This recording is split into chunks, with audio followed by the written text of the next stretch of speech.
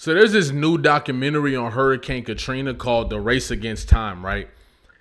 And they're calling it a re-examination of what was going on during Hurricane Katrina, and especially the aftermath of Hurricane Katrina. And what that goes to show you is that the way it was covered in real time did not reflect what was actually going on in real time.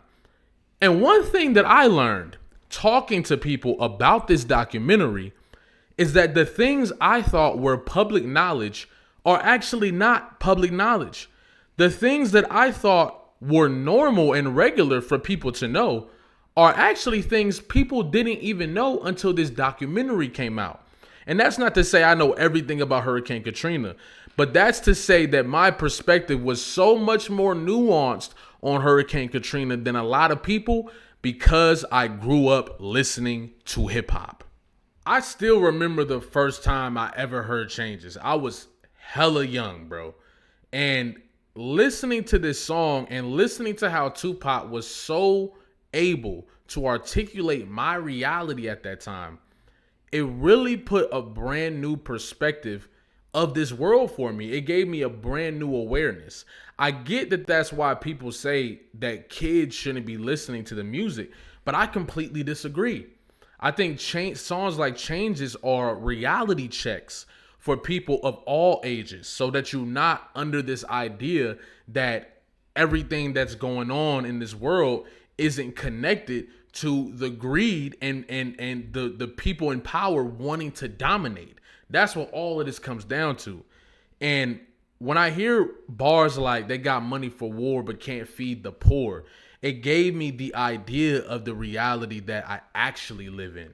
And now it was reality where because I was poor, because I didn't have a whole lot like somebody in the middle class or somebody who was rich, that I was deemed lesser to society. And therefore, my life did not have as much value to society as somebody else value would have had. And when you see the type of trauma that inflicts on people, right, you start to understand that the very culture that we create, this American culture that we've created, is very sick. You see what I'm saying? Now, we all know about when Kanye West went on television and said that George Bush didn't care about black people, right? But that over time has become a clip, right? A clip of the actual 1 minute and 30-second conversation that he was having with America on television.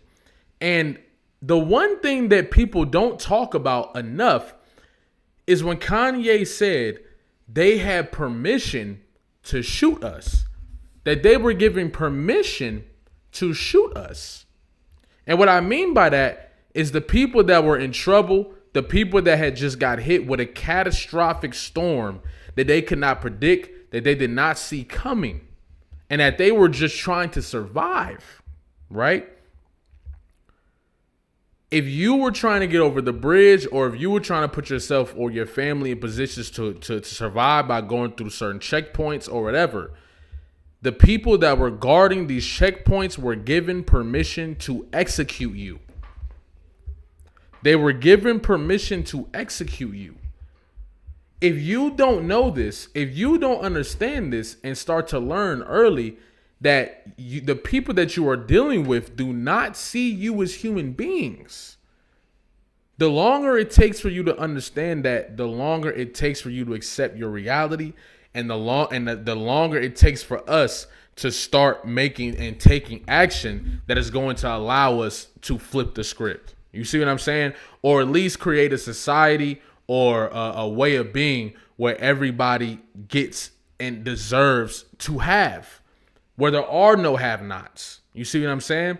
And hip hop, right? And being hip hop and what that means to the artists and what that means to the people who grew up in this culture at its core, it's about saying what you want to say and not allowing censorship to stop you. Because just like the United States government is not telling us the truth about what happened on 9/11 September 2001, they're not telling us the truth about what happened to those levees in New Orleans.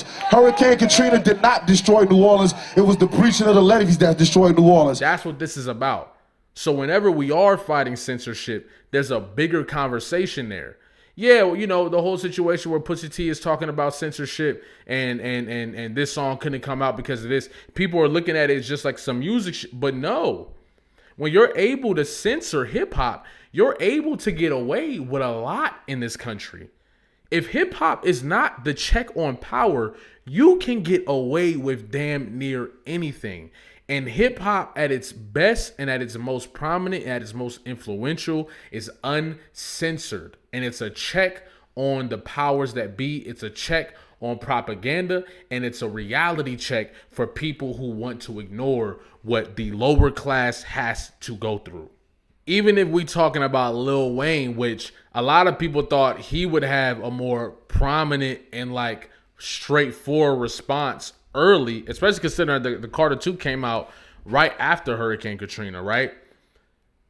But he still had his song George Bush, where he talks about people saying they heard explosions before the levees broke. That they heard explosions.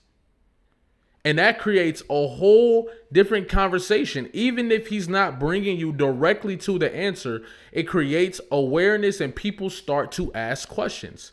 What does he mean by explosions? What does that mean? At first, it's like, oh, maybe there was explosions as far as how like just crazy the storm was. But then you start thinking, there's been a lot of other situations where these crazy things happen and then people start buying up land and getting prepared for the rebuild. And you know what I mean? Like land grabs. It takes you down that rabbit hole. It takes you down a lot of different rabbit holes. But you wouldn't have at least processed or thought about challenging the idea of what the media is showing you without somebody bringing awareness to it. And hip hop is supposed to be that all the time. Why do you think they work so hard to not only censor what you can say and what you can do in the culture, but try to control even the way the people perceive the music? Even the way the people perceive the music, they want to control that because they don't want people to start thinking and questioning things. It's the same reason this whole wave of trying to shut down or disrespect or shun anything that requires thought, this whole anti-intellectualism thing that's going on, that's been going on. It's a culture-wide situation, but it's also a countrywide situation. Because if you do not take thinking seriously, you cannot understand what's going on. And this is why hip hop should always promote and provoke you to think, to use your mind. Mos Def, Public Enemy, T.I. There are so many different people who made sure to use their platforms to bring awareness to the situation. Regardless of who they become now, regardless of what their intentions were then, they brought awareness and people started digging and doing the research. And basically what this proves is that media in itself, propaganda in itself, we should know by now we can't be trusting things coming from Fox, CNN, boom, all this different stuff because they are always doing it in the interest of the powerful. They want to do it for the interest of the people in power. That's what it's about. It's not about being real about it. It's about protecting and aiding agendas for the people in power. Because of this, there has to be something that's powerful enough to give the alternative perspective from the people who are actually living there. We can't get all these agendas about the lower class and what's going on in the lower class and how murder in black communities is high and all this different stuff, and you aren't living there, you aren't experiencing it, you don't know what it's like. You're doing it from the experience of your lens, right? Hip hop is the voice of those experiences. Hip hop is the voice of inequality. Hip hop is the voice of fighting for the people, being for the people and by the people. And the further we get away from that concept, the more power we give to the powers that be, because nobody is going to check them. Music is some of the highest vibrations that you could possibly have. And without hip hop, these rabbit holes that I went down, that I might have thought something at that time that was wrong, but it eventually led me to what I got to that ended up being the truth. And that's what we got to understand. As hip hop artists, as a genre, as a culture, it's supposed to give you information. It's supposed to give you the realities of what's going on so that you can at least question what's going on and come to your own conclusions.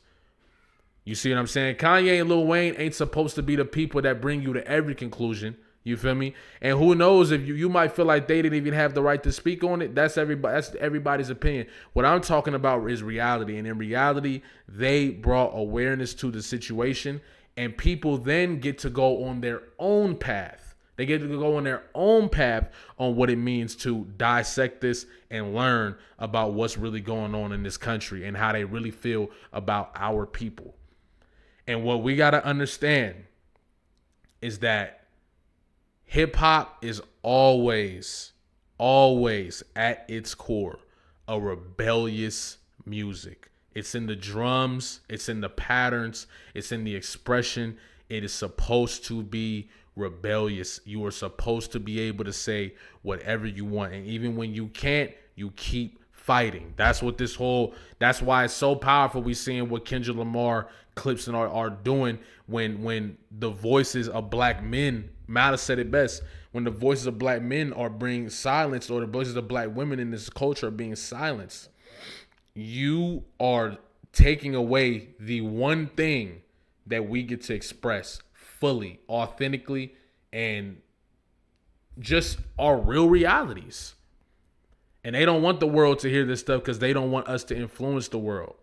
And I think we come into a time where all that is about to change. You feel me? And even if it doesn't come immediately, it's on the way. People saying what they want to say. They putting God in the music. They getting back to what's really important, the imagery of our culture.